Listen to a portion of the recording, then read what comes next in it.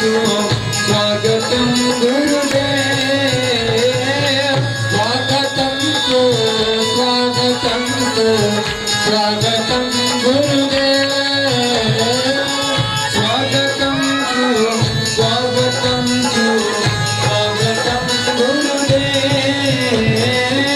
स्वागतम स्वागतम स्वागतम गुरुदेव। आइए कथा का षष्ठम दिवस मन वाणी को पवित्र करने के लिए दो क्षण भगवान का संकीर्तन। गोविंद जय जय गोपाल जय जय गोविंद जय जय गोपाल जय जय गोविंद जय जय गोपाल जय जय गोविंद जय जय गोपाल जय जय राधा रमण हरि गोविंद जय जय राधा रमण हरि गोविंद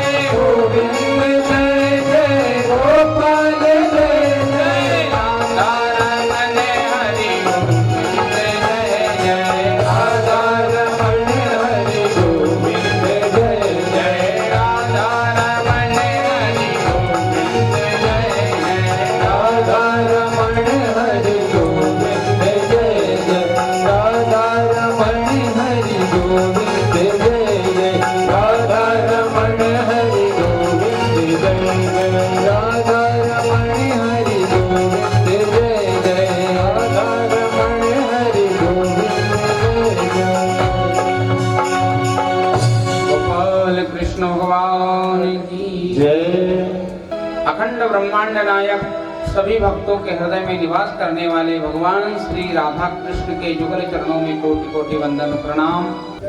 भगवान की बहुत कृपा,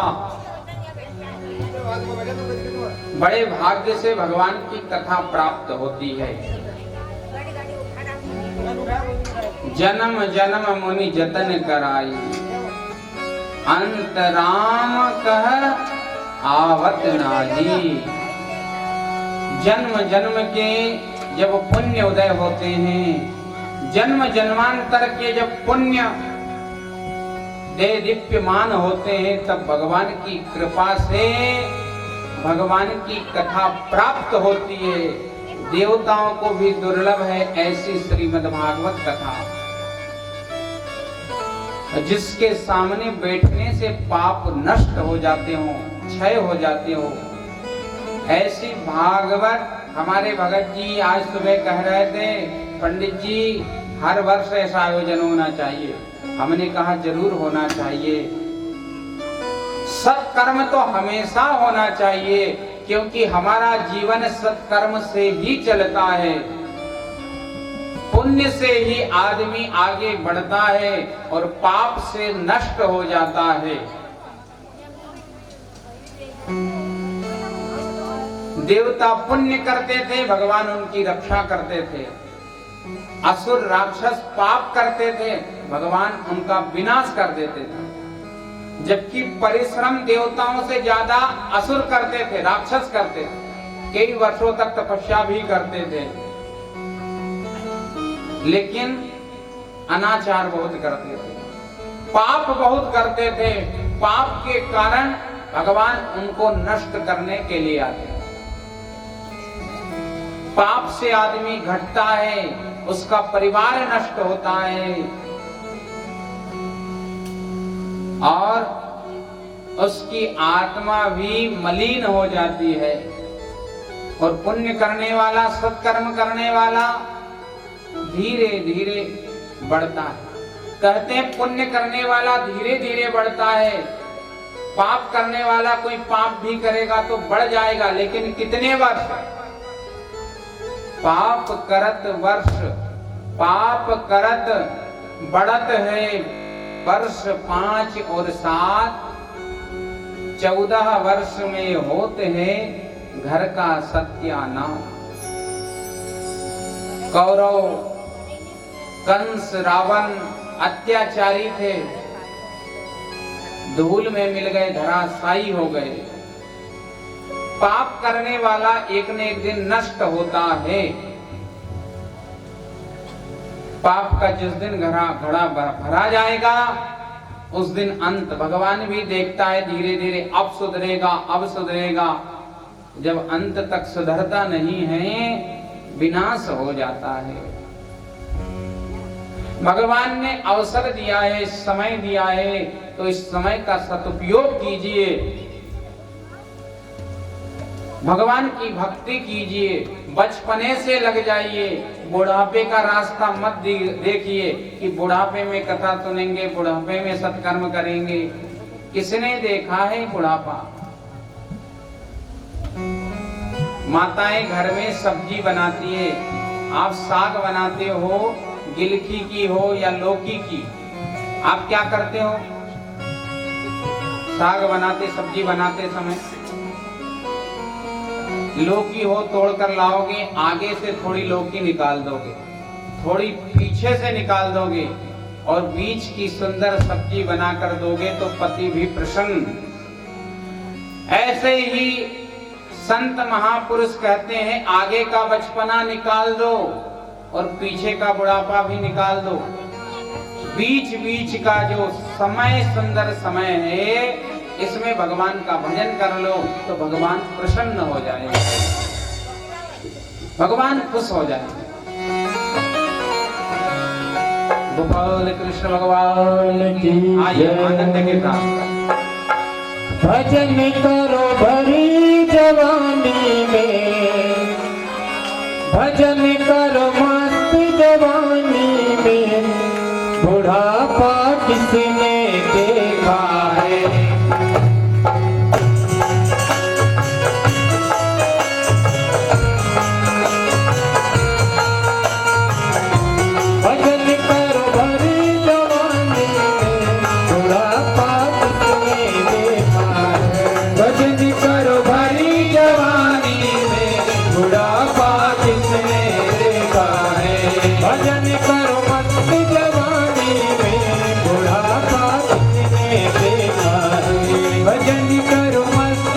जवानी में बुढ़ापा किसने देखा है, बुढ़ापा किसने देखा है, बुढ़ापा किसने देखा है। जय हो।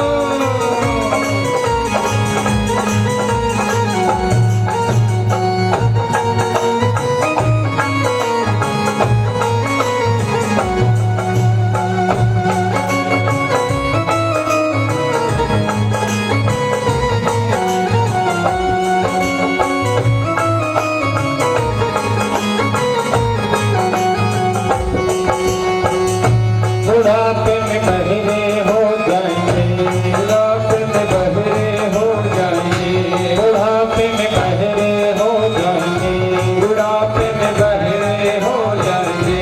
भजन हम सुन नहीं पाएंगे, भजन हम सुन नहीं पाएंगे, भजन हम सुन नहीं पाएंगे, भजन हम सुन नहीं पाएंगे।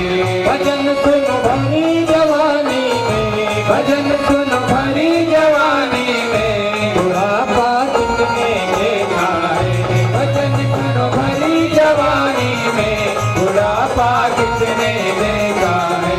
भजन कर भरी जवानी में बुढ़ापा किसने देखा है, भजन कर भरी जवानी में बुढ़ापा किसने देखा है। जय हो।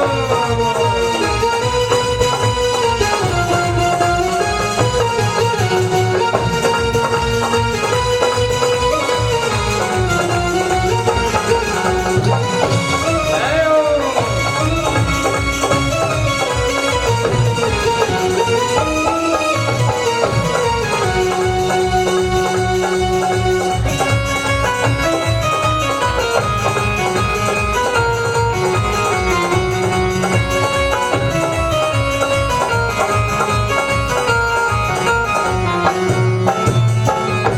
बुढ़ापे में अंधे हो जाएंगे, बुढ़ापे में अंधे हो जाएंगे, बुढ़ापे में अंधे हो जाएंगे, बुढ़ापे में अंधे हो जाएंगे।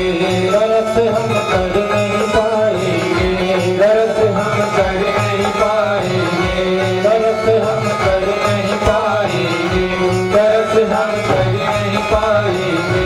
बुढ़ापे में अंधे हो जाएंगे, बुढ़ापे में अंधे हो जाएंगे, दर्द हम कर नहीं पाएंगे, दर्द हम कर नहीं पाएंगे। दर्द करो भरी जवानी में बुढ़ापा किसने देखा है, दर्द करो भरी जवानी में बुढ़ापा किसने देखा है। भजन करो मस्त जवानी में बुढ़ापा किसने देखा है, भजन करो भरी जवानी में बुढ़ापा किसने देखा है।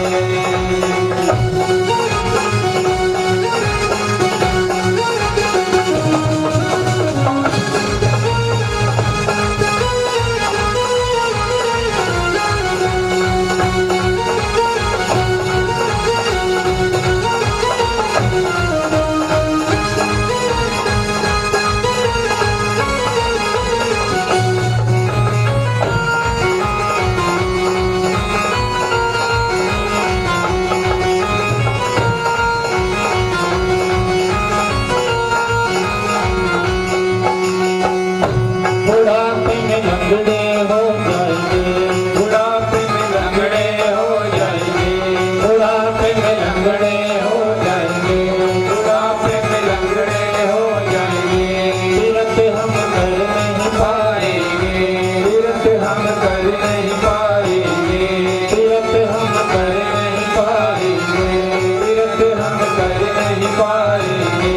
बुढ़ापे में लंगड़े हो जाएंगे, बुढ़ापे में लंगड़े हो जाएंगे, तीरथ हम कर नहीं पाएंगे, तीरथ हम कर नहीं पाएंगे। तीरथ करो भरी जवानी में बुढ़ापा किसने देखा है, तीरथ करो भरी जवानी में बुढ़ापा किसने देखा है। भजन करो मस्त जवानी में बुढ़ापा किसने देखा है, भजन करो भरी जवानी में बुढ़ापा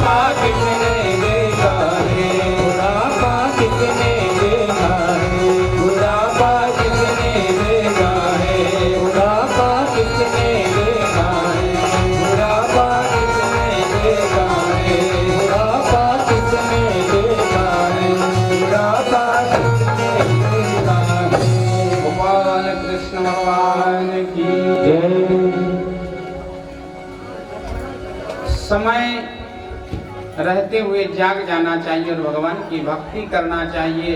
बुढ़ापे का इंतजार नहीं। काल करे सो आज कर, आज करे सो अब, पल में परलय होएगी बहुरी करेगा कब। समय तो जा रहा है, सदुपयोग कर लीजिए। हम अभी कुछ समय पहले बैठे थे तो कह रहे थे आज पहला दिन, दूसरा दिन, तीसरा दिन, चौथा दिन, पांचवा दिन, आज छठा दिन आ गया, पता ही नहीं चला समय कैसे जाता है। समय का पहिया घूमता है। आप सोते रहो तो भी समय चलेगा, आप जागोगे तो भी समय चलेगा। समय का काम है चलना,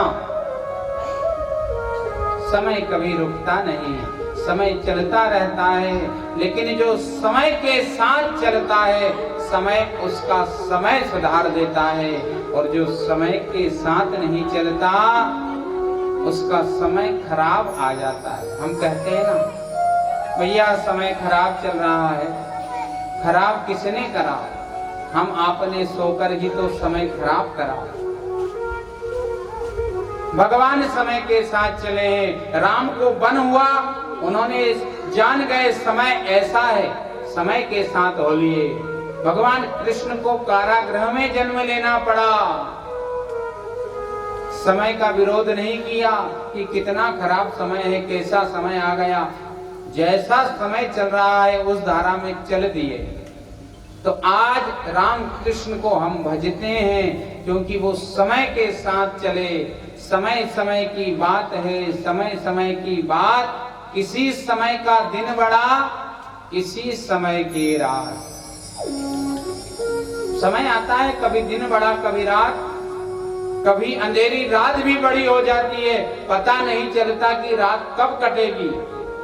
कभी आप रात में जगो, आपका कोई प्रेमी जन हितैषी संसार से चला जाए, उसके लिए रात में जागना पड़े, रात बड़ी हो जाती है।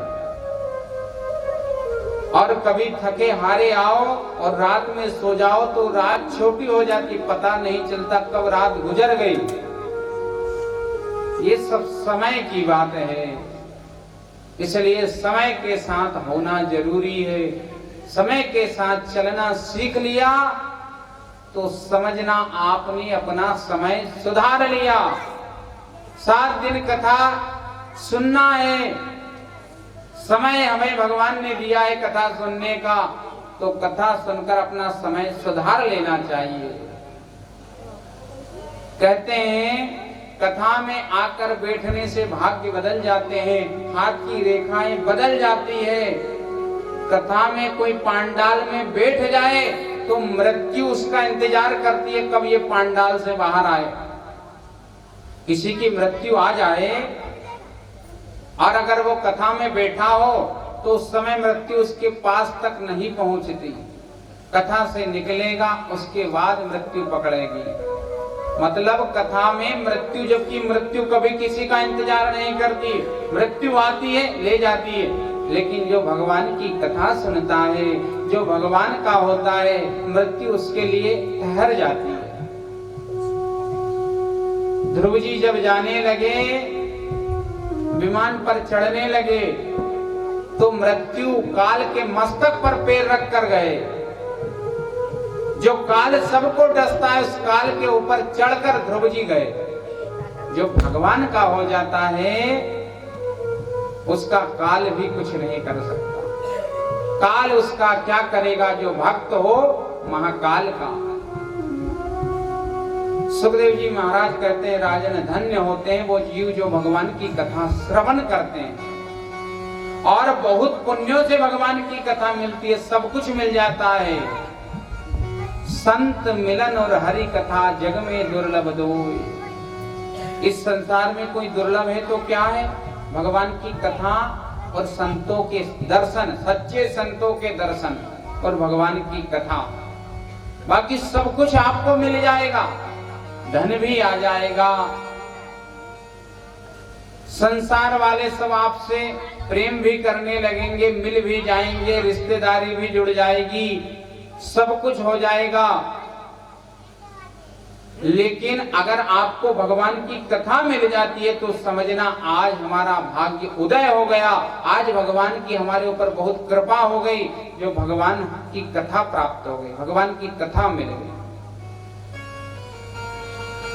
सुखदेव जी महाराज कहते हैं जिस समय भगवान का जन्म हुआ, नंद बाबा के यहाँ आकर सबने बधाई दी, बधाई हो बाबा, बधाई हो, सब बधाई दे रहे हैं, सब लोग आकर बधाई दे रहे हैं भगवान को, नंद बाबा को, यशोदा को बधाई दे रहे हैं। नंद बाबा ने विचार किया हमें कंस का कर भी देना है, कुछ गोप ग्वालों को साथ में लिया, कंस का कर देने के लिए मथुरा चले गए, वसुदेव जी से मिले, वसुदेव जी ने सारा हाल समाचार लिया, क्या हाल है तुम्हारे यहाँ का, सुना है तुम्हारे यहाँ एक लाला हुआ है। नंद बाबा बड़े प्रसन्न हुए, भगवान की कृपा हुई है, लाला आया है। वसुदेव जी ने कहा तुमने पर बताया नहीं। नंद बाबा ने कहा तुम दुख में परेशान हैं, मैंने सुना है तुम्हारे 8 पुत्र इस कंस ने मार दिए, तुम्हारे 8 पुत्र चले गए, मुझे एक प्राप्त हुआ है, मेरा एक प्राप्त होने का जो सुख है उससे अधिक तुम्हारा 8 होने का दुख है, इसलिए मैं कुछ कह नहीं सका। वसुदेव जी ने कहा आपको बधाई हो नंद बाबा, लेकिन अब आप अपने लाला की पूरी तरह से निगरानी रखना। बहुत सारी बातें नंद बाबा को समझाई। इधर यशोदा बधाई देने वाले जब बहुत आने लगे तो लाला को पलने में सुला दिया और अपने काम में लग गई। कंस को ध्यान आया, आकाशवाणी ने कहा था गोकुल में मेरा काल जन्म ले चुका है। पूतना को बुलाई, पूतना से कहा बहन 1 माह के जितने भी बालक हों उन सबको समाप्त कर देना। पूतना चली राक्षसी, लेकिन सुंदर रूप बना लिया एक गोपी का। आवाज लगाई यशोदा बधाई हो, तेरा लाला कहाँ है, दरस करा दे। यशोदा तो थकी हुई थी, पालने में झूल रहा है, जाओ देख लो। सावधान रहना चाहिए गृहस्थी को। कहते हैं अपने घर में आने जाने वाले की पूरी खबर रखना चाहिए, एक गृहस्थी का कर्तव्य। कौन आ रहा है, कौन जा रहा है, खुले दरवाजे मत कर देना, कोई भी आए कोई भी जाए, ध्यान रखना चाहिए। वास्तु शांति में एक उपाय बताते हैं कि घर के द्वार के सामने पुष्य नक्षत्र में अकाव की लकड़ी लेकर आना। निमंत्रण एक दिन पहले दे दिया जाता है। पुष्य नक्षत्र में जो कम से कम 20-25 वर्ष पुराना अकाव हो उसकी लकड़ी लाकर द्वार पर बांध देना चाहिए, अपने घर के द्वार पर। उससे क्या होता है, कोई आपके घर में कुछ करने जाए, खटकर्म तंत्र विद्या, तो उसकी विद्या चलेगी नहीं। वह जो अकाव की लकड़ी है सिद्ध पुष्य नक्षत्र में ली हुई, वह सारी तंत्र विद्या को वही समाप्त कर देगी। भूत प्रेत आदि भी आपको नहीं लगेंगे। अकाव आंकड़े की लकड़ी में वो प्रभाव होता है। यशोदा मां ने ध्यान नहीं दिया तो पूतना चली गई, भगवान को देखा, लेकिन भगवान ने आंख मूंद ली, आंख मीच ली अपनी। कुछ संतों ने इस पर बहुत अपने अपने विचार व्यक्त किए हैं, भगवान ने क्यों आंख मूंद ली। कुछ संतों का कहना भगवान ने आंख इसलिए मूंद ली क्योंकि भगवान ने सोचा अभी तक तो सबने माखन खिलाया है, जितनी भी गोपियां आई सबने मेरे मुख में माखन डाला है, माखन खिलाया है, लेकिन आज ये पूतना तो विष पिलाने आई है। माखन खाया तब तक तो बहुत आनंद आया, पर अब आंख मूंद ले। विष पीना है ना, जैसे माताएं जब अपने बालक को कभी कभी कड़वी दवा देती है तो बच्चे से कहती बेटा आंख मूंद कर पी जा। भगवान ने सोचा पीना तो है इसलिए आंख मूंद ली। दूसरा ये भी था, भगवान ने इसलिए आंख मूंद ली, भगवान ने सोचा कि मेरे नयन बड़े चपल है, चंचल है। कर्षयति कृष्णा, जो सबको आकर्षित कर दे वह होता है कृष्ण। मेरी आंख इससे पूतना से मिल गई और कहीं मेरी करुणा दृष्टि जाग गई। भगवान के अंदर एक करुणा शक्ति रहती है और भगवान की करुणा शक्ति जब जाग जाती है, कोई कितना भी पापी हो भगवान उसका कल्याण कर देते हैं। भगवान ने सोचा मेरी करुणा दृष्टि जाग गई और ये पूतना यहाँ से लौटकर चली गई तो गोकुल में बहुत सारे बच्चों को मारेगी, इसलिए भी भगवान ने अपनी आंख मूंद ली। भगवान ने इसलिए भी अपनी आंख मूंदी कि पूतना मुझे स्तनपान कराने आई है और ये काम होता है माँ का। माँ बनकर आई है मुझे स्तनपान कराने, लेकिन विष लगाकर आई है। इसलिए भगवान ने आंख मूंद ली कि माँ बनकर आई है, अब इसकी इच्छा जो भी हो सो पिलाए।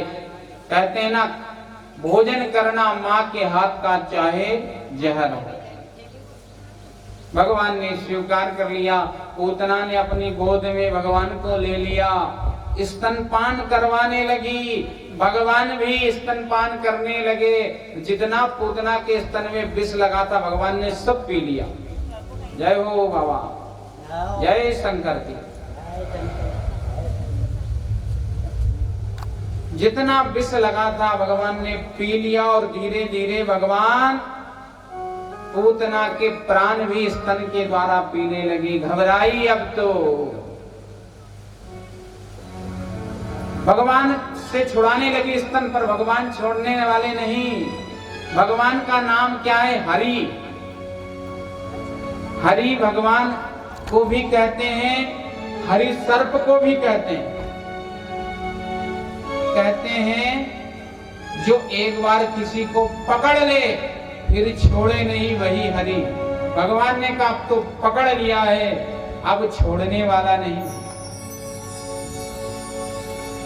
घबराई पूतना, बाहर आ गई, अपने रूप धारण कर लिया। विशाल काय, 6 योजन का शरीर। कितना? 6 योजन।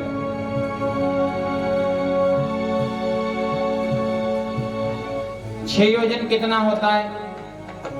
वैसे भागवत में तो आया है 3 गव्युति। 1 गव्युति 2 कोस की। 3 गव्युति मतलब 6 कोस। 1 कोस कितने का होता है? पुराने लोग जानते हैं भगत जी। 4 किलोमीटर का होता है शायद, मेरे हिसाब से। भगत जी 3 उंगली बता रहे हैं, 3 का होगा, आप जानो आपकी बात। 3 का भी है तो क्षेत्री 18 किलोमीटर की पूतना। इतना विशाल उसका कान, मतलब यहां से 18 किलोमीटर कहां तक? इतना विशाल उसका शरीर। भगवान ने स्तन छोड़ा नहीं, पकड़ लिया और धीरे धीरे स्तन के माध्यम से भगवान ने उसके प्राण भी पी गए। धड़ाम से पूतना गिर गई, हाहाकार मच गया। गोपाल कृष्ण भगवान की जय। दौड़ दौड़ कर सब आए। यशोदा माँ ने देखा लाला तो स्तन पर खेल रहा है, लेकिन इतनी भयंकर राक्षसी कौन उतारे लाला को, जो 18 किलोमीटर, कुछ लोग तो कहते हैं 1 कोस 4 किलोमीटर का होता है। 6 कोस की वह पूतना निसन्नी लगाकर तो उस पे से चढ़ा गया और भगवान को उतारा। यशोदा माँ ने गाय की पूंछ से अपने लाला की नजर उतारी है। नजर बालक को लग जाए तो गाय की पूंछ से उतार देना, पर सीधी गाय देखना, नहीं तो पूरी तरह नजर उतर जाए। गाय की पूंछ से नजर उतार दी नंद बाबा आए, नंद बाबा ने देखा, पता चला, नंद बाबा ने कहा वसुदेव जी ने सही कहा था, लाला का ध्यान रखना। यशोदा माँ को समझा दिया, पूतना को काट काट कर जलाया, इतना बड़ा शरीर था। अब तो यशोदा माँ ध्यान रखती। भगवान शिव को पता, अलग जगाने भोलेनाथ आ गए। भिक्षान देई, भोलेनाथ ने सोचा चलो भगवान कृष्ण आ गए, उनके दर्शन करेंगे। हर समय में जब जब मेरे हरि ने, मेरे परमात्मा ने जन्म लिया, तब मैंने उनके दर्श किए। भोलेनाथ आ गए, अलख जगा दी यशोदा माँ के द्वार पर। देवी भिक्षान देई, पर द्वार नहीं खुला। भोलेनाथ बार बार आवाज लगाने लगे। गोपाल कृष्ण भगवान की जय। भोलेनाथ अलग जगा रहे, आइए भजन के माध्यम से आनंद से। नगर में जोगी आया, अजब सा खेल रचाया, है कैसी तेरी माया, सबसे बड़ा है तेरा नाम, तेरा नाम भोलेनाथ, भोलेनाथ, भोलेनाथ, भोलेनाथ, भोलेनाथ, भोलेनाथ, भोलेनाथ, भोलेनाथ। नगर में जोगी आया, नगर में जोगी आया, यशोदा के घर आया, यशोदा के घर आया, कैसा अलख जगाया, कैसा अलख जगाया, सबसे बड़ा है तेरा नाम, तेरा नाम भोलेनाथ, भोलेनाथ, भोलेनाथ, भोलेनाथ, भोलेनाथ, भोलेनाथ, भोलेनाथ, भोलेनाथ।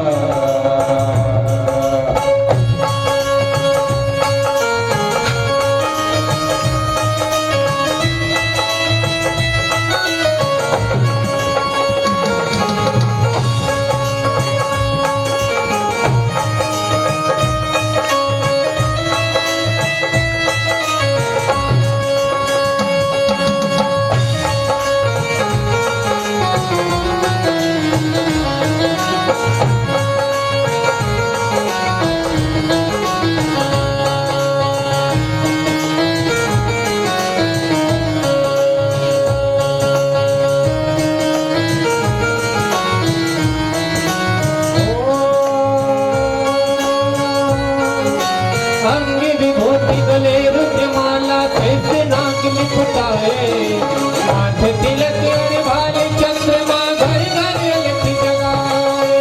अंग विभूति गले रुद्रमाला, कैसे नाक लिपटाए, माथे तिलक और भाल चंद्रमा, घर घर अलख जगाए।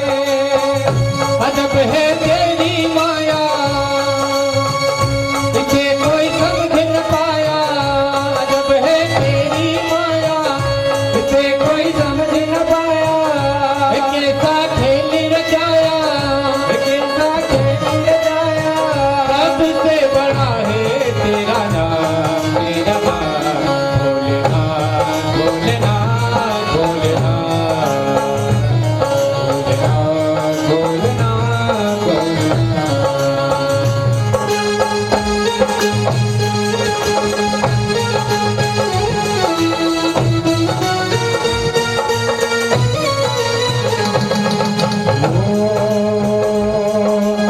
भिक्षा निकली नंदरानी, कंचन थाल धरायो, भिक्षा जोगी आसन जाओ, मेरो लाल डरायो।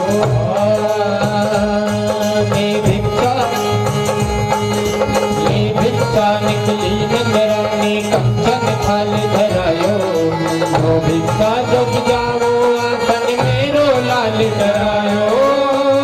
अजब है तेरी माया, इसे कोई समझ न पाया, अजब है तेरी माया, इसे कोई समझ न पाया, वो सबसे बड़ा है तेरा नाम, तेरा नाम भोलेनाथ,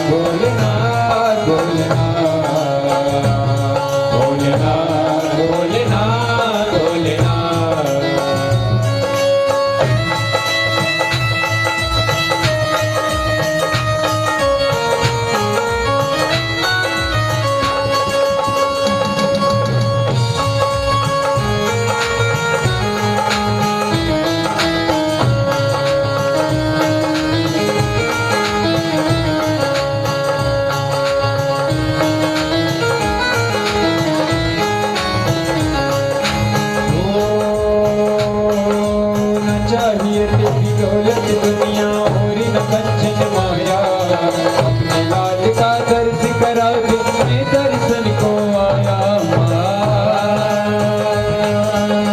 चाहिए तेरी दौलत दुनिया और न कंचन माया अपने लाल का दर्श करा दे मैं दर्शन को आया चाहिए तेरी दौलत दुनिया और न कंचन माया अपने लाल का दर्श करा दे मैं दर्शन को आया नगर में जोगी आया नगर में जोगी आया किया के अलख जगाया किया के अलख जगाया हो सबसे बड़ा है तेरा नाम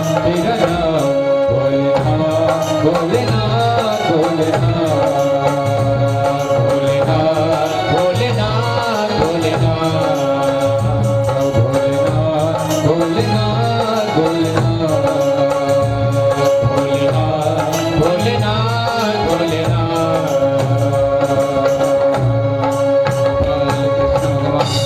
भगवान भोलेनाथ भिक्षा मांगते हुए जब यशोदा के द्वार पर आए, यशोदा ने द्वार खोला, भिक्षा लेकर आई। भोलेनाथ ने मना कर दिया, देवी ये भिक्षा नहीं चाहिए। क्या चाहिए? तेरे लाल के दर्श करा दे। मैं भिक्षा में तेरे लाल के दर्शन के लिए आया हूँ। यशोदा ने मना कर दिया। अभी अभी ऐसे ही एक देवी गोपी बनकर आई, बाद में राक्षसी निकली। तुम भी योगी का रूप धर कर आए हो, बाद में पता चले कोई और हो। रामायण में एक बात आई है, संत को पहचानने में अगर गलती कर दी जाए, प्रताप भानु ने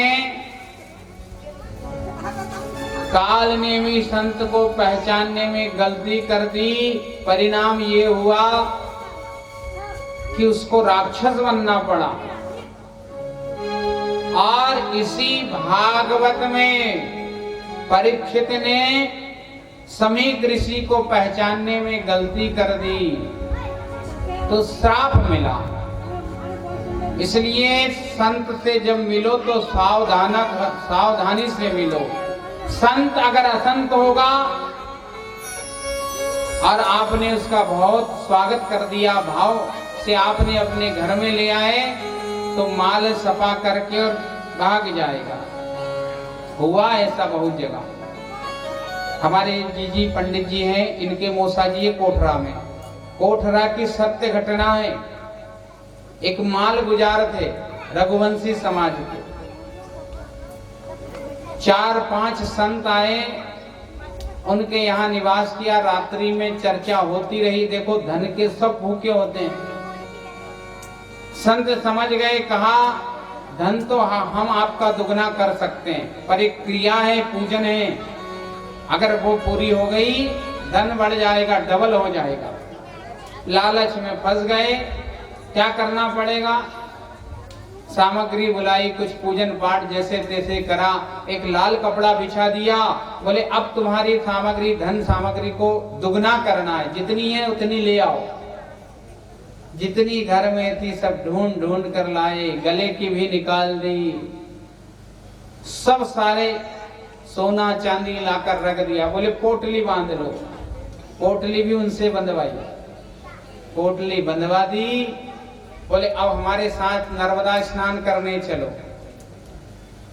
तो पहले मोटरसाइकिल, कार आदि का जमाना नहीं था।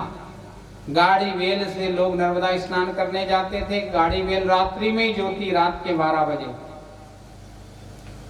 2 उसमें से संत बैठ गए, एक वहां के पटेल थे, वो बैठ गए, चले। नर्मदा में गए, बोले स्नान करो। आप स्नान किया, पूजन वूजन करवाया। ऐसा क्या उनके ऊपर करा, आगे वो तो गाड़ी घेरते रहे, पीछे से कब चले गए पता नहीं चला। घर आ गए तब तक पता नहीं। घर आके जब गाड़ी को छोड़ने लगे तब देखा, अरे तब तक घर वालों को भी होश नहीं। घर वालों ने कहा आप तो स्नान करने गए थे, रकम ले गए, क्या हुआ? तब माथा ठोक लिया। लालच बुरी बलाए। बोले धोने के चक्कर में जो थी वो भी गई। ये सत्य घटना है। ये जीजी बैठे हैं, इनकी बहन वही कोठरा में दी हुई है। संत को पहचानने में बहुत सावधानी रखना चाहिए, अन्यथा अनर्थ हो जाता है।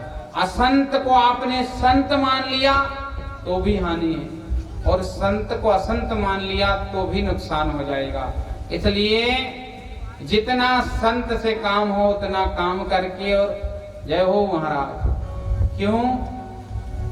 शास्त्र कहता है संत क्यों बनते हैं? संसार से मोह दूर करने के लिए, घर परिवार छोड़ने के लिए। फिर वही घर परिवार में आ गए तो फिर किस बात के संत बने आप? और गृहस्थी को भी चाहिए संत की सेवा करना चाहिए, संत को दान भी देना चाहिए।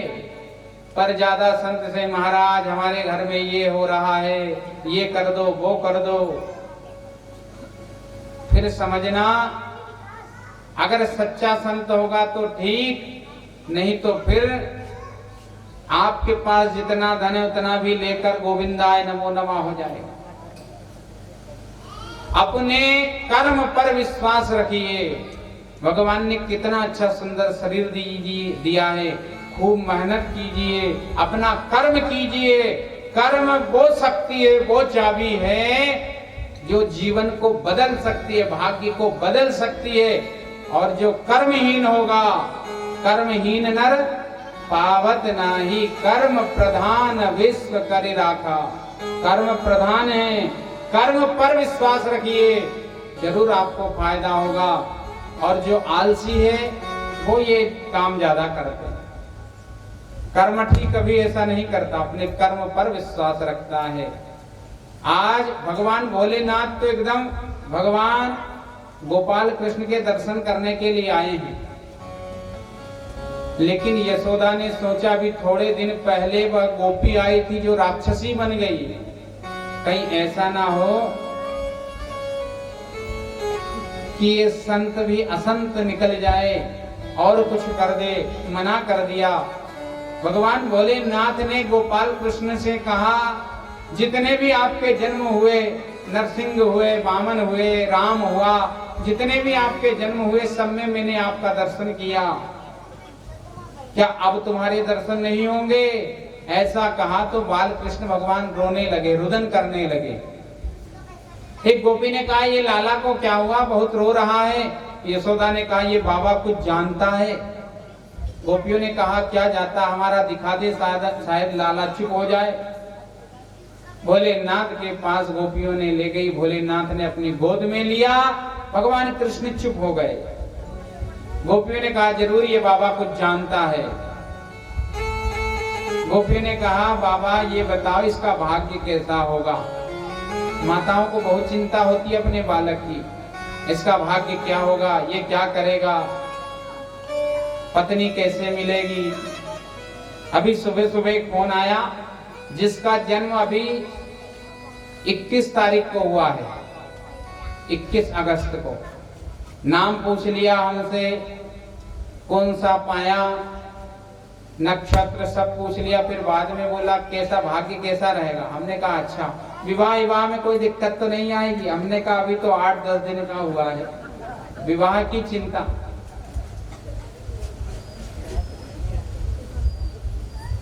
मतलब माताओं को बच्चे के भाग्य की इतनी चिंता होती है। गोपियों ने भी पूछ लिया इसका भाग्य कैसा होगा।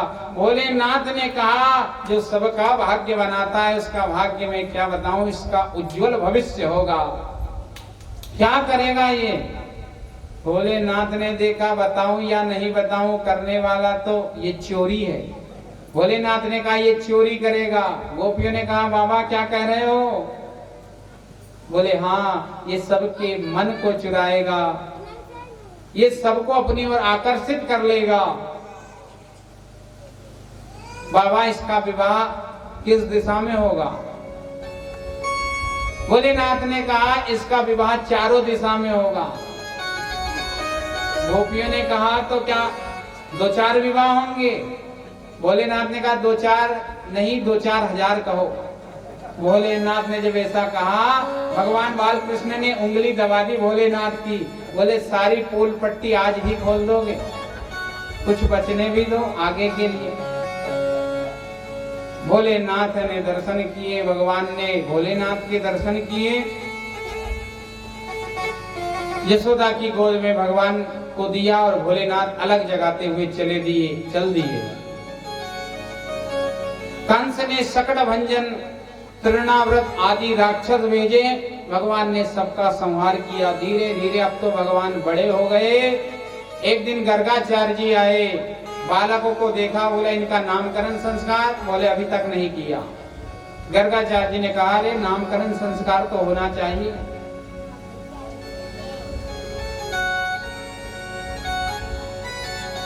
नंद बाबा ने कहा कैसे करें, कौन को बुलाएं, आप ही कर दीजिए। बोले मैं तो वसुदेव का गुरु हूँ, कंस को पता चल गया तो जान जाएगा कि ये वसुदेव के पुत्र हैं। बोले हम किसी को पता नहीं होने देंगे, गौशाला में चलिए। गौशाला में व्यवस्था करी, नामकरण संस्कार हुआ। पहले बलराम जी का नामकरण संस्कार हुआ। इसमें बहुत बल रहेगा, बलशाली है, इसलिए इसका नाम बलराम होगा। हल धारण करेगा, इसलिए इसका नाम होगा हलधर।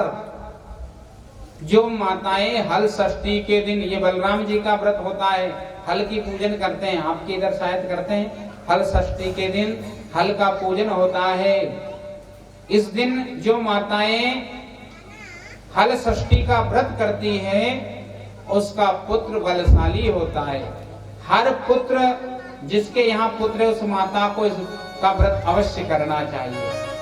नियम भी ये कुछ, कहीं कहते हैं कि इसमें बछड़े का जो दूध हो, जो गाय जिसका बछड़ा हो, उसका दूध नहीं पीना चाहिए। और माताओं को कहते हैं हाथ से बोया हुआ इस दिन खाना चाहिए, जो अपने हाथ से लगाओ। हल आदि से जो बोया हुआ हो वो इस दिन नहीं खाना चाहिए। ये हल षष्ठी का व्रत आता है। बलराम जी का नामकरण संस्कार हुआ, भगवान श्री कृष्ण को गोद में लिया। देखते ही गर्गाचार्य जी मुग्ध हो गए, कितना सुंदर बालक है। कर्षयति कृष्ण, जो सबको आकर्षित करेगा उसका नाम कृष्ण होगा, जो सबको अपनी ओर खींच लेगा। भगवान बालकृष्ण ऐसे हैं जो एक बार उनको देखता है, भगवान उनके हो जाते हैं। ये मूर्ति देख रहे हो, कितनी सुंदर मूर्ति है, हम साथ में रखते हैं। बहुत सारे लोग कहते हैं आप परेशान होके आते हो, इनको क्यों लाते? हमने कहा उनके बिना अच्छा नहीं लगता तो साथ में रखते। कर्षयति कृष्णा, जो सबको अपनी ओर आकर्षित कर दे, वह कृष्ण होता है। और जो कृष्ण का एक बार हो जाता है, भगवान कृष्ण फिर उसको कभी नहीं छोड़ते। भगवान टेढ़ी टांग वाले हैं ना, तो अपनी टेढ़ी टांग से हमको ऐसा उलझाते हैं कि फिर उनकी छवि से कोई निकल नहीं सकता। जैसा जैसा ये काम करेगा इस बालक का, वैसा वैसा आगे नाम होगा। गाय चराएगा, गोविंद नाम, गोपाल नाम हो जाएगा। गाय चराएगा तो गोपाल इसका नाम हो जाएगा। और ये आगे जैसी जैसी लीला करता जाएगा, वैसा वैसा इसका नाम पड़ता जाएगा। गर्गाचार्य जी ने नामकरण संस्कार किया, भगवान का पूजन किया, शुद्ध अपने हाथों से भोजन बनाया। और पूजन करने के बाद भगवान को भोग लगा रहे थे। साग पाग सरसा भया, पापड़ भया पितोल, सटरस भोजन हो गया, आरोगो रंचो। भगवान भोग लगाइए। आंख मूंद कर भोग लगा रहे थे। छोटे से नंद लाला घसीटते घसीटते गर्गाचार्य जी भोग लगाकर आंख मूंद कर भोग लगा रहे थे।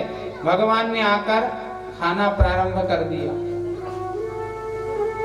गर्गाचार्य जी ने भोग लगाने के बाद आंख खोली, देखा अरे ये बालक ने सारा भोजन झूठा कर दिया।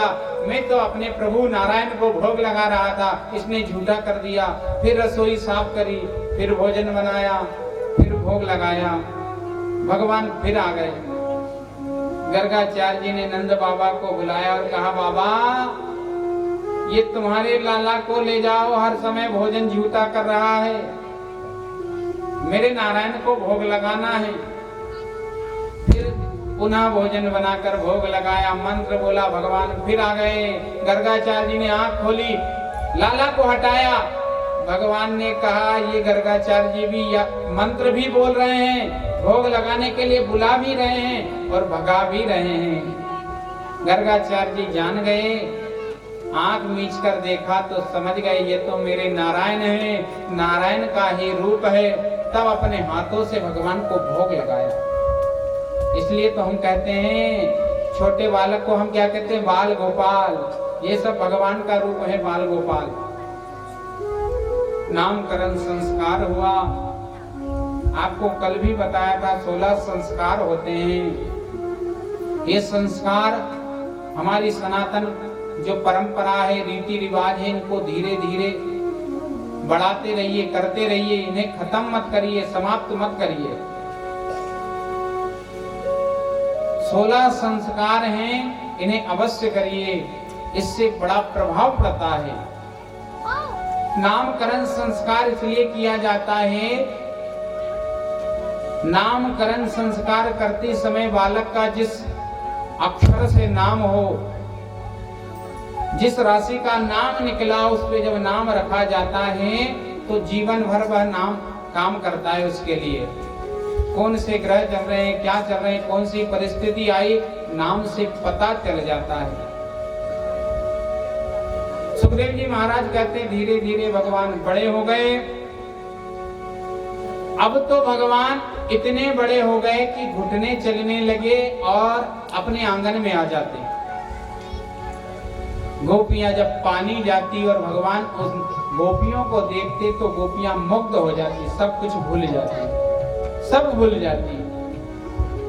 सुबह पानी लेने आती पर शाम हो जाती, सास जब चिल्लाते हुए आती, अरे बहू तू कहाँ खो गई, तुझे पानी लेने पहुंचाया था। बहू कहती, इस लाला की छवि देखकर सब भूल गई, कितना सुंदर है ये। अरे हमको भोजन में बैठा कर आ गई, पानी लेने आई, शाम हो गई तो घर नहीं गई। बोले लाला की छवि इतनी सुंदर है, मन नहीं करता कि इसे छोड़कर जाऊं। अब तो भगवान नटखट बन गए। कोई गोपी जब पानी भरने जाती, भगवान को देखने लगती, भगवान एक कंकरी, एक पत्थर उठाकर मार देते और मटकी फोड़ देते। वो गोपियां वही लाला में परेशान रहती। ऐसा सुबह से शाम होने लगा। जिन गोपियों ने भाव से भगवान को देखा और भगवान ने उन गोपियों को देखा, तो गोपियों ने अपना सुध बुध खो दिया, सब सुध बुध बिसरा दी। एक दिन भगवान यशोदा की गोद में लेटे हुए थे। यशोदा माँ ने पूछा, भगवान ने यशोदा माँ से पूछा, माँ तुझे पूत प्यारा है कि दूध? बोले लाला बहुत दिनों में तो पूत हुआ है, इसलिए मुझे पूत बहुत प्यारा है। और थोड़ी देर बाद चूल्हे पे रखा हुआ दूध उफान आ गया। यशोदा ने लाला को दूर हटाया और दूध संभालने चली गई। भगवान ने कहा, माँ भी गजब है, अभी अभी कह रही थी कि मुझे पूत प्यारा है, पर देखो मुझे गिराकर दूध संभालने चली गई।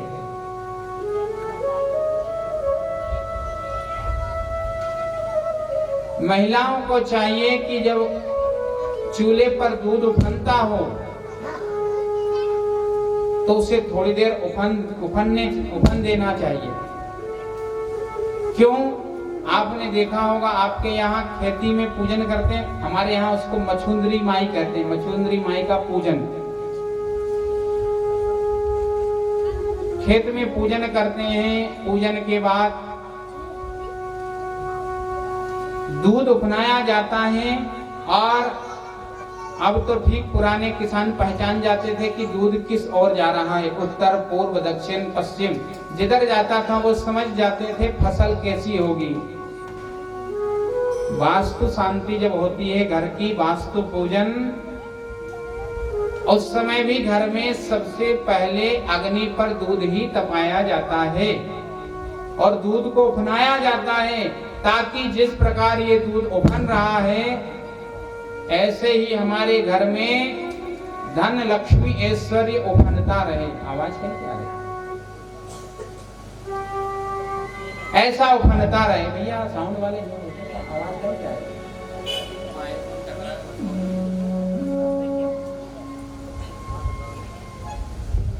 इसलिए दूध में कभी फूंक नहीं मारना चाहिए। बहुत सारी माताएं दूध उफनता है जाकर फूंक मार देती, सब दूध झूठा। फिर कहते पंडित जी चाय पी लो। चाय पिलाकर पंडित जी को भी झूठी चाय पिला दी। जाओ पंडित जी,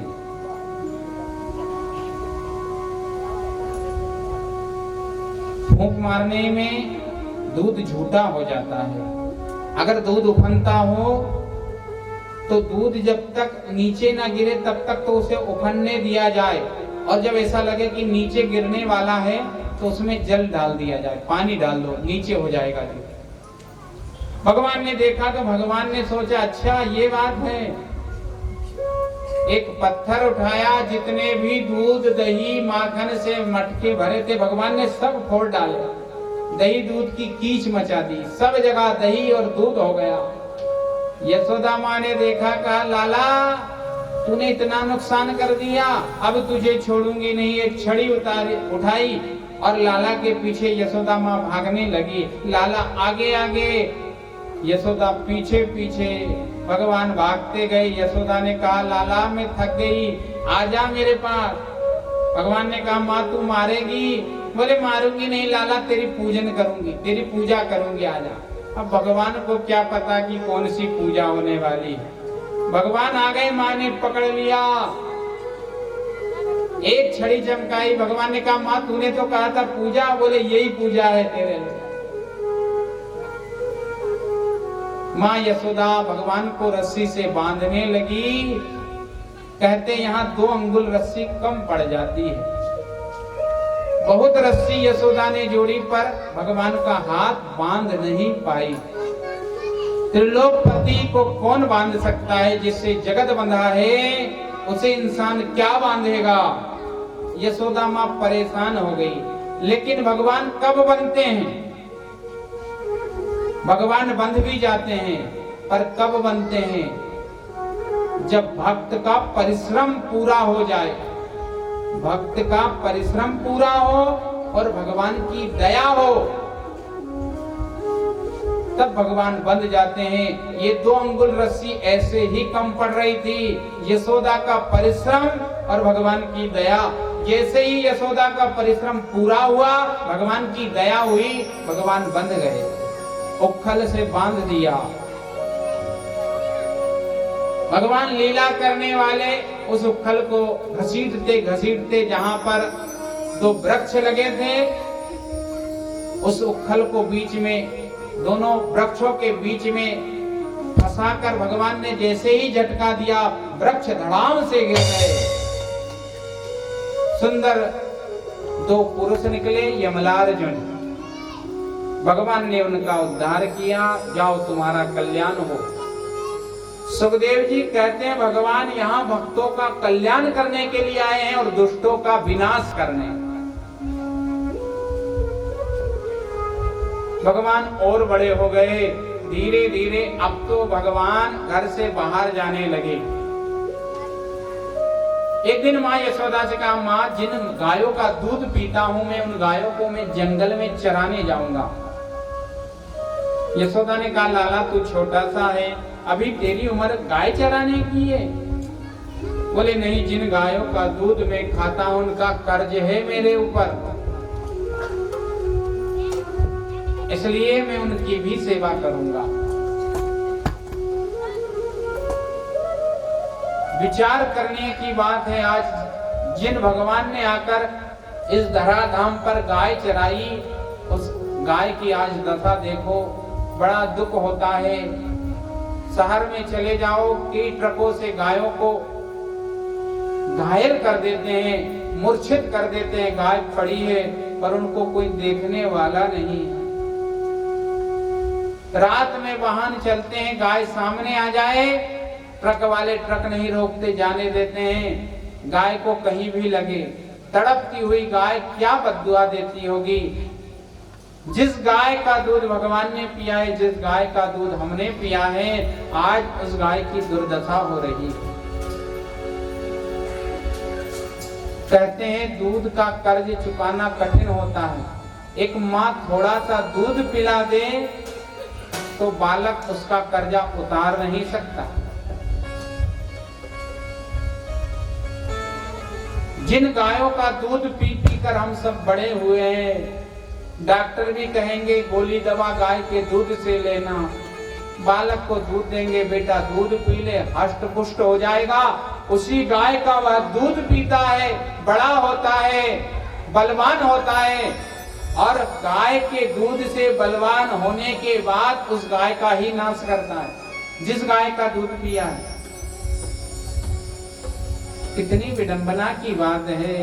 हमारे भारतवर्ष में पहले गाय की पूजा होती थी, गाय के गोबर से लीप कर सुंदर यज्ञ किया जाता था, गाय के गोबर के उपलों से कंडों से हवन किया जाता था, गोमातर पीकर स्वस्थ रहा जाता था, घर को पवित्र किया जाता था। आज उस गाय की दुर्दशा हो रही है, विचारणीय बात है। गौशाला भी सरकार ने खुलवा दी,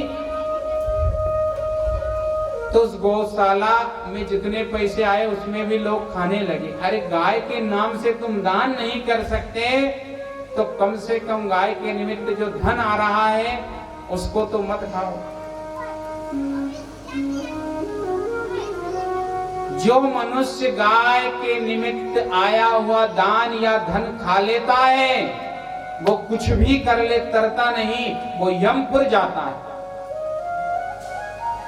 गाय के निमित्त दान आया और किसी ने अगर गाय के लिए नहीं लगाया और कहीं लगा दिया तो फिर उसको कोई नहीं बचा सकता यमपुर जाने से। बहुत सारे लोग गाय गौशाला खोल देते हैं, गौशाला है प्रचार करने के लिए, और खूब दान लेते हैं, गाय की सेवा नहीं करते, अपने काम में लेते हैं। वो धन उनके लिए यम के समान बनकर एक दिन यमलोक ले जाएगा और इतनी त्रास देगा, इतनी पीड़ा देगा, इतनी यातना देगा कि वो जीवन में उस लोक में तड़प तड़प कर बार बार जब दुख उठाएंगे, यातना भोगेंगे, तब समझ में आएगा गो का लिया हुआ दान बहुत भारी होता है, पछता नहीं। कहते हैं पारा आता है ना, कहीं कहीं पारा निकलता, आजकल पारे के शिवलिंग भी चल गए हैं। कोई अगर पारा खा ले, कोई किसी ब्राह्मण का धन खा ले, अपनी बहन बेटी से लेकर धन का उपयोग कर ले और गाय के निमित्त आया हुआ धन खा ले, अपने गुरु का धन हड़प ले, ऐसे मनुष्य की कभी मुक्ति नहीं होती, बार बार नरक में वह गिरता है। और अगर मृत्यु लोक में भी आता है तो विष्ठा का कीड़ा बनता है, गंदगी का कीड़ा बनता है, और ऐसा बार बार यातना उठाता है। सुखदेव जी महाराज कहते हैं, राजन भगवान बड़े हो गए, बड़े होकर भगवान गाय चराने गए, गाय की सेवा कर रहे, आज गाय चरा रहे हैं गोपाल। एक दिन ग्वाल वालों के साथ भगवान ने सब ग्वाल वालों से कहा, देखो सब मरी हड्डी के हो रहे हो, 1.5 हड्डी के, कुछ खाते हो? बोले क्या खाएं? सारा का सारा कर के रूप में माखन कंस के यहाँ चला जाता है, खाने को कुछ बचता नहीं, थोड़ा कुछ बचता है तो माँ अंदर रख देती है, कहती है आने जाने वाले को क्या खिलाएंगे। महिलाएं रख लेती है कुछ सामान, कि कोई आ गया तो एकदम से आप तो कह दोगे लाओ घी लाओ, कहाँ से लाएंगे? इसलिए थोड़ा बहुत माखन बचता भी है तो हमारी माताएं अंदर रख लेती है। भगवान ने कहा चिंता मत करो, कल से हम चोरी कर कर ही माखन खाएंगे, चोरी करेंगे और खूब माखन खाएंगे। सबने कहा लाला चोरी करना सिखा रहे हो हमें। बोले चोरी काहे की, अपना माखन अपन ही निकालेंगे। अरे जिन गायों की हम सेवा करते हैं उन गायों का माखन वो राक्षस लोग खाए, कंस खाए। गायों का इतना दिव्य दूध, उसका माखन निकलता है, उसको हम पान करेंगे। क्या करें? बोले आज सब अपने अपने घर में चोरी करो। तो सबने कहा आज तक करी नहीं कान्हा। बोले आज सब जाकर प्रयास करो। सब गए, इसमें कोई सफल हुए कोई विफल हुए। दूसरे दिन भगवान से कहा, भगवान ने कहा क्या हुआ? श्री दामा ने कहा बस कन्हैया तेरे हाथ जोड़े, रात को पकड़ा गए, माँ ने बहुत सुताई करी, वैसी पिटाई करी, सब लाल ताल कर दिया। ये हमसे नहीं बनता।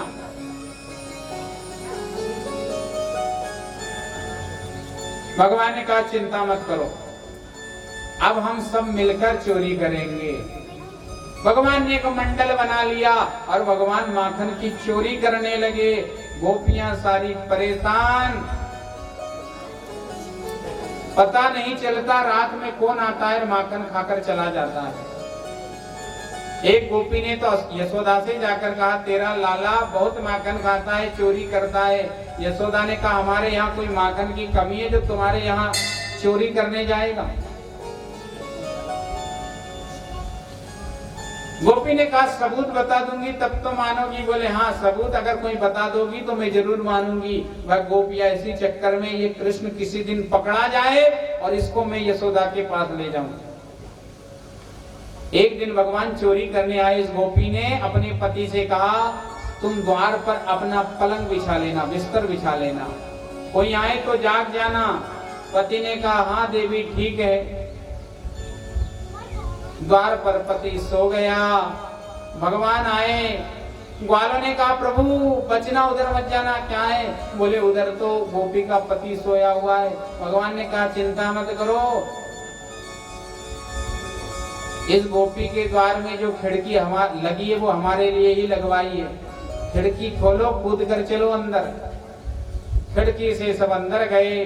देखा माखन ऊपर लटका हुआ था छीके पर। पहले देखा ताला नहीं चलता था, पहले खाने की वस्तु ऊपर लटका दी जाती थी। छीके पर माखन लटका हुआ। भगवान ने कहा क्या करें? गोप वालों ने कहा प्रभु ये तो बहुत ऊपर है मटकी, माखन कैसे निकाले? भगवान ने कहा चिंता मत करो। एक घेरा बनाया। भगवान ने कहा एक घेरा बना लो, उसके ऊपर दूसरा घेरा, तीसरा घेरा और तीसरे घेरे पर भगवान चढ़ गए ऊपर। मटकी को हाथ लगा दिया। मटकी को हाथ लगाया तो उसमें घंटी बंधी हुई थी, घंटी बज गई। भगवान ने घंटी से कहा जरा तो चुप हो जा, हम माखन खाएं तब तक बजना मत। लेकिन भगवान मटकी को हाथ लगाए, घंटी बज जाए। भगवान मटकी को हाथ लगाए, घंटी बज जाए। भगवान ने घंटी से कहा तू क्यों बज रही है? घंटी ने कहा गोपाल भोग लगाए और घंटी ना बजे ऐसा हो क्या? भगवान भोग लगाए तो घंटी बजती है ना। पुजारी जी भोग लगाएंगे, घंटी बजाएंगे। घंटी बजी। भगवान ने कहा आज तो ये घंटी पकड़ा देगी। गोपी जाग जाएगी और जाग गई तो बहुत पिटाई करेगी। घंटी बजी, गोपी जाग गई, दौड़ कर आई। गोप ग्वाल तो भाग गए, भगवान मटकी में लटक गए। कहाँ गए देखा तो सब चले गए। भगवान ने कहा सब भाग गए, साले माखन खाते तब मेरे साथ रहते हैं और आज मुसीबत आई तो सब छोड़कर भाग गए, सब चले गए। भगवान ऊपर लटके। गोपी ने कहा नीचे उतर, कहना नीचे उतर। बोले नीचे कैसे उतरूं? तुम हाथ लगाओ, हाथ से उतारो। भगवान को उतारा। गोपी ने बांध दिया एक खंबे से भगवान को। अब प्रातः तुझे यशोदा के पास ले जाऊंगी। तू चोरी करता है, यशोदा मानती नहीं है। उसे पता तो चले उसका लाला चोर है। भगवान बंध गए, प्रातः हो गया, गोपी ने हाथ पकड़ा भगवान का, ले जाने लगी। गोकुल में बाजार पड़े, वहां से गोपी हाथ पकड़कर घसीट कर भगवान को ले जाए और खरी खोटी भगवान को बात सुनाए। चोरी करता है, तुझे समझ नहीं आता, अब बताऊंगी तुझे चोरी का फल क्या होता है, तुझे दंड मिलेगा, बहुत चोरी करता है, आज पकड़ाया। भगवान भी बड़े नटखट, भगवान ने कहा काकी मेरा ये हाथ दुखाया है, इधर वाला पकड़ ले। गोपी को दूसरा हाथ पकड़ा दिया। थोड़ी देर बाद भगवान कहने लगे काकी मेरा ये हाथ भी दुखने लगा, ये वाला पकड़ लो। गोपी को हाथ बदलाते। अब पहले प्रथा थी घूंघट की, पहले घूंघट यहां तक किया जाता था, पहले प्रथा थी घूंघट की, यहां तक किया जाता था। धीरे धीरे यहां तक आया और शहरों में तो पता नहीं घूंघट गया किधर, ढूंढो तो भी नहीं मिलेगा। गोपी ने घूंघट किया, बहुत लंबा चली जा रही, भगवान हाथ बदला रहे हैं, कभी ये हाथ पकड़ाते, कभी ये हाथ भगवान देते। गोपी कहती जा रही है आज तू पकड़ाया है, आज तुझे दंड मिलेगा, तू बहुत चोर है। भगवान ने उधर से देखा गोपी का पति आ रहा है, भगवान समझ गए। भगवान ने मन ही मन सोच लिया अब क्या करना है। हाथ बदलते, कभी ये हाथ देते, कभी ये हाथ देते। गोपी का पति जैसे ही पास में आया, भगवान ने उसका हाथ पकड़ा और गोपी के हाथ में दे दिया। हाथ बदलने के चक्कर में गोपी ने पति का हाथ पकड़ लिया, भगवान तो वहां से चले गए। गोपी गाली देती जा रही, आज तुझे पता चलेगा चोरी का दंड क्या है, बहुत चोर है, घर में चोरी करता है। बाजार के लोग देखे आज ये गोपी को क्या हो गया, इसके पति को पकड़ कर ले जा रही है। पति भी बेचारा सीधा, उसने कहा अब जो कहे सो सुनो, चला जा रहा है। धीरे धीरे यशोदा के यहाँ पहुंचे, आवाज लगाई गोपी ने, यशोदा ये देख मैं चोर पकड़ कर लाई हूं, इसे दंड दे। यशोदा ने देखा तो यशोदा ने कहा गोपी जरा घूंघट तो उघाड़, कौन है। गोपी ने घूंघट उघाड़ा, देखा तो उसका पति। गोपी ने कहा तुम कहां से आ गए। बोले देवी तुमने पकड़ लिया तो मैं आ गया तुम्हारे साथ। किसने पकड़ाया। बोले वो कन्हैया ने मेरा हाथ पकड़ा, तुम्हारे हाथ में दे दिया। बोले अच्छा, तभी तो मेरे से बार बार कह रहा था काकी ये हाथ दुखता है, ये हाथ दुखता है, लेकिन तुम बोले क्यों नहीं। बोले बोलता तो देवी मैंने सोचा घर बोलता हूं तो चुप कर देती हो, और अगर यहाँ बाजार में बोला और तुमने मुझे डांट दिया, लोगों ने सुन लिया तो सारी फूल पट्टी खुल जाएगी। बंद मुट्ठी लाख की, खुल गई तो खाक की। लड़ो आप पति पत्नी तो घर में लड़ना, बाहर मत जाना। बहुत सारे लोग लड़ते लड़ते बाहर आ जाते हैं रोड पर। मेरी तो किस्मत फूट गई जो तुम मिल गए।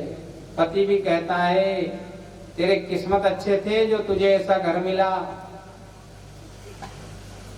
बहुत जगह तो पत्नियां पति की पिटाई तक कर देती है, डांटना तो दूर, पिटाई तक कर देती है। एक आश्रम है बड़गांव नाम से, वहां एक संत के पास एक ग्राम सेवक आता था, बड़ा परेशान। महाराज जी कहते बहुत परेशान रहते हो, क्या बात। बोले महाराज जी बताने में शर्म आती है। बोले बताओ क्या है। बोले क्या बताऊं, घर से परेशान हूं। किससे परेशान। बोले पत्नी से। क्या करती है। बोले बहुत पिटाई करती है, इसलिए घर बहुत कम जाता हूं। महाराज जी ने कहा तुम्हारी पिटाई कर देती, तुम्हारी पत्नी बहुत छोटी, तुम तो बहुत ऊंचे हो। बोले जब उसे गुस्सा आता है तो काल का रूप बनकर, कालका बनकर, और मेरे से कहती वो स्टूल लाओ, मैं स्टूल लाता हूँ, स्टूल पर खड़ी होती है और फिर पिटाई करती है। महाराज ने कहा धन्य हो। गोपी ने फटकारा तुमको पहले बताना था। पति ने कहा देवी मैंने सोचा बीच बाजार में कुछ कह देगी तो समाज में बेइज्जती हो जाएगी, इसलिए कुछ नहीं बोला। गोपी शर्मा गई, आ गई। भगवान बड़े प्रसन्न हुए, क्यों काकी, क्या हुआ, सबूत मिल गया? गोपी कुछ नहीं बोली, चली आई। भगवान नटखट सबको आनंद देने वाले घनश्याम एक दिन गाय चराते चराते यमुना के तट पर बंसी वट पर जाकर सुंदर सुंदर वेणु वादन करने लगे, बांसुरी बजाने लगे। भगवान बांसुरी बजा रहे हैं। राधा रानी यमुना में जल भरने के लिए आई। राधा रानी को भगवान कृष्ण ने देखा तो भगवान देखते रह गए। राधा ने कृष्ण को देखा तो राधा भी देखती रह गई। राधा ने कृष्ण को देखा, कृष्ण ने राधा को देखा। एक दूसरे की नजर मिली, कुछ बात नहीं हुई, लेकिन मन से ही सब कुछ बात हो गई, नजरों से बात हो गई कि नजर से नजर मिली और मुलाकात हो गई। रहे दोनों खामोश पर बात हो गई। नजर मिली राधा की कृष्ण से, कृष्ण की राधा से। समझ गए कि हम कब से पिछड़े हुए थे। श्री दामा ने श्राप दिया था 100 वर्ष के लिए, जाओ मृत्यु लोक में तुम्हारा जन्म होगा। आज जन्म हुआ है, मिलना तो हुआ है, हम मिले हैं, लेकिन बिछड़ने का गम भी है, डर भी है। राधा कृष्ण मिले, अब तो प्रतिदिन राधा कृष्ण मिलने लगे। सुखदेव जी महाराज कहते हैं भगवान नटखट गजब की लीला करते हैं। भगवान ने सुना यमुना में कालिया कुंड है जिसमें विष, एक कालिया नाग रहता है, जो गाय वहां पानी पी लेती है मर जाती है। गेंद के बहाने से भगवान उसमें कूद गए। नाग पत्नियों ने समझाया, भगवान ने समझाया इस नाग को बाहर निकालो। नाग पत्नियों ने कहा तुम यहाँ से चले जाओ, अन्यथा हमारे पति जाग गए तो वो काल के समान है, तुम्हारा दंशन कर लेंगे, समाप्त कर देंगे। भगवान ने कहा जो मेरी गौ माता को परेशान करता है उसको मैं जीवित नहीं छोड़ता हूं। पूंछ पर प्रहार कर दिया, कालिया नाग जग गया, भगवान से युद्ध किया। भगवान ने फन पर अपने पैर जमा दिए, उसका बल समाप्त। भगवान की शरणागति ले ली। प्रभु यज्ञ नाग पत्नियों ने भगवान से प्रार्थना करी, इसके प्राण छोड़ दीजिए। भगवान ने तब दया करी। नाग ने भी स्तुति करी। भगवान ने कहा इस कालिया कुंड से चले जाओ। कहां जाऊं? जाऊंगा तो गरुड़ जी खा लेंगे। भगवान ने कहा तेरे मस्तक पर मेरे चरण चिन्ह हैं, अब गरुड़ जी तुम्हारा कुछ नहीं करेंगे। तब भगवान ने आशीर्वाद दिया। फन पर नृत्य करते हुए भगवान यमुना से बाहर आए। यशोदा आदि सब चिंता कर रहे थे, भगवान को देखा तो प्रसन्न हो गया, हृदय से लगाया। ब्रह्मा जी को एक बार मोह हो गया, देखा भगवान ग्वाल बाल के साथ भोजन कर रहे हैं। अरे जो परमात्मा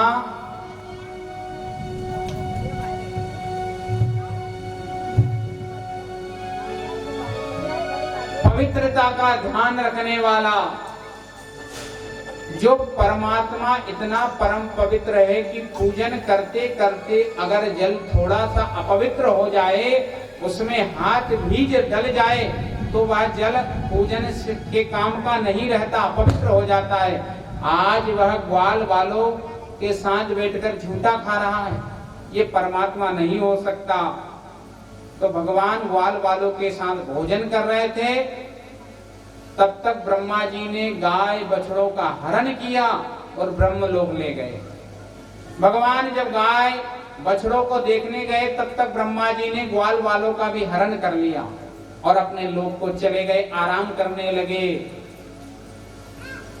भगवान समझ गए ब्रह्मा जी ने किया है। भगवान ने अपनी माया के द्वारा वैसे ही ग्वाल बाल, वैसे ही बछड़े बना लिए। 1 साल बीत गया। ब्रह्मा जी ने सोचा अब देखना चाहिए क्या हुआ। ब्रह्मा जी जब देखने आए तो क्या आश्चर्य देखा, वही ग्वाल बाल, वही गाय बछड़े, वैसा ही काम चल रहा है। पुनः ब्रह्मलोक में जाकर देखा तो वहां पर भी वही गाय बछड़े, वही ग्वाल बाल। ब्रह्मा जी ने सोचा ये तो भगवान ही है। पुनः जब गोकुल में आए, भगवान समझ गए तो भगवान ब्रह्मलोक चले गए और ब्रह्मलोक जाकर भगवान ने ब्रह्मा का रूप धारण कर लिया। द्वारपालों से कहा आजकल एक नकली ब्रह्मा भी बन गया है, ऐसा का ऐसा दाढ़ी रखता है, ऐसा ब्रह्मा है, हाथ में कमंडल रखता है, नकली है, उसे भगा देना। भगवान तो अंदर बैठ गए। ब्रह्मा जी हार थककर जब अपने लोक को गए, ब्रह्मलोक को, तो द्वारपालों ने रोक दिया। कहाँ जा रहे हो महाराज? ब्रह्मा जी ने कहा पागल हो गए हो क्या? मैं तुम्हारा ब्रह्मा, मैं तुम्हारा राजा ब्रह्मा हूं। बोले ऐसे नकली ब्रह्मा बहुत आते हैं, चलो यहां से। ब्रह्मा जी ने कहा मैं नकली नहीं असली। एक द्वारपाल ने कहा इनकी दाढ़ी लोचो, पता चल जाएगा नकली होगा। दाढ़ी में हाथ लगाया, जैसे ही दाढ़ी हेंची, ब्रह्मा जी की आंख में आंसू आ गए। क्या कर रहे हो? द्वारपाल ने कहा ये तो असली है, लेकिन हमारे ब्रह्मा तो अंदर बैठे हैं। तब ब्रह्मा जी को होश आ गया, ये तो भगवान ने लीला की है। तब ब्रह्मा जी ने भगवान की स्तुति की है, भगवान से प्रार्थना करी है। श्री कृष्ण गोविंद हरे मुरारी